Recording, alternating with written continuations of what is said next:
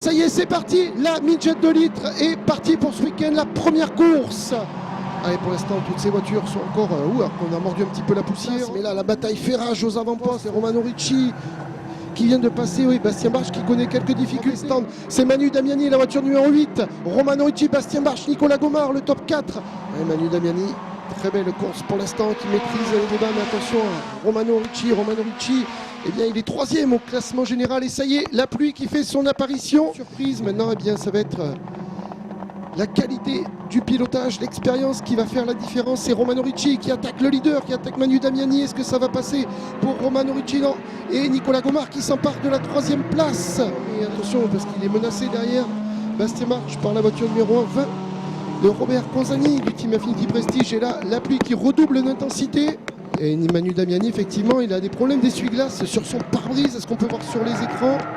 Manu Damiani, les essuie-glaces ne fonctionnent pas et Romano Ricci qui attaque. Romano Ricci, Nicolas Gomard, le top 3. Oh là là, la bataille à tous les étages, à tous les niveaux, c'est ça qui est génial dans la midget 2 litres.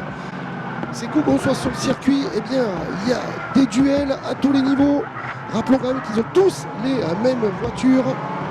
Et c'est les réglages et la qualité du pilotage. Attention, Romano Ricci, est-ce qu'il a passé Manu Damiani? Ça y est, Romano Ricci, la voiture rose et blanche du numéro 13 du team Escarassi qui s'empare de la première place aux dépens de Manu Damiani. Nicolas Gomarou qui est parti un peu extérieur. Ah oui, là ça tombe épais. Et Manu Damiani, ouais, sans essuie-glace, ça va être très compliqué de Manu de pouvoir encore tenir 13 minutes et 25 secondes dans cette première course. Et apparemment, Romano Ricci n'a pas non plus d'essuie-glace. Et là, ça y est, les écarts commencent à se creuser. Et oui, il y a des pilotes qui sont plus à l'aise sur piste humide, d'autres sur piste sèche. Quand les Romano Ricci, le leader, Nicolas Gomard, qui va aller chercher Manu Damiani, les casiers sont par choc, et Bastien Barche qui part à la faute. Un rapport poids-puissance très intéressant. Les voitures qui font un peu moins aux alentours de 700 kg pour 220 chevaux, eh bien oui, ça fait des sacrés bolides à tenir. Et sur une piste trempée, ça ne fait qu'accroître la difficulté. Ça y est, Romano Ricci, il s'est envolé. Oh là là, Manu Damiani, il est à l'arrêt. Manu Damiani, il se fait doubler par tout le monde. Romano Ricci qui est parti là, un peu plus de 100 mètres d'avance sur Nicolas Gomard. Evan Mayer, troisième. Julien Lambert, le leader du classement général en 5e position. Romano Ricci qui tourne en 2-9 et derrière on a 2-12. Le leader, la voiture rose et blanche de Romano Ricci, l'homme au chapeau. Ouais, pour l'instant, il fait un cavalier seul et il a quasiment la ligne droite des stands d'avance. Evan Mayer en deuxième position. La troisième place, c'est la bataille, c'est ce qui nous intéresse entre Julien Lambert à l'aspiration. Est-ce qu'il va prendre le dessus sur Nicolas Gomard? C'est un cavalier seul, il se régale. Là, il maîtrise les débats. Romano Ricci, sous vos yeux, messieurs, dames, c'est la voiture numéro 13.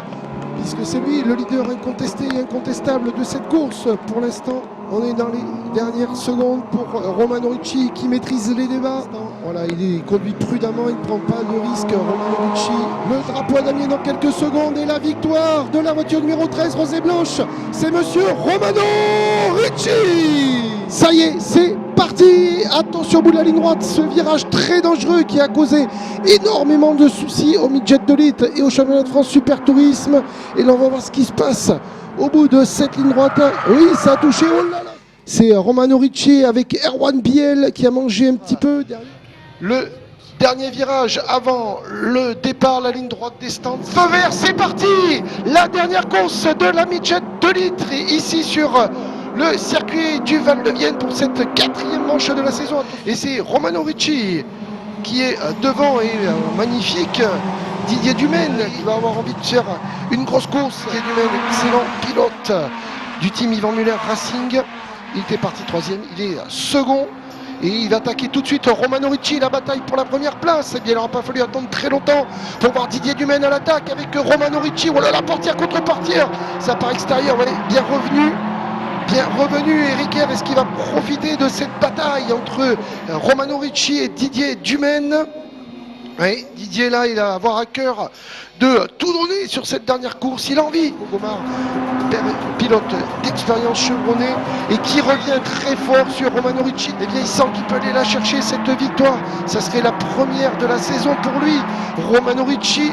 Attention Romano, parce que derrière il y a Didier et il va pousser fort, très fort Didier Dumaine. Ah, ça serait beau que Didier gagne cette course, même si on souhaite bien évidemment aussi résultat Romano Ricci, tant les deux hommes sont sympathiques, en dehors de la piste, sont agréables.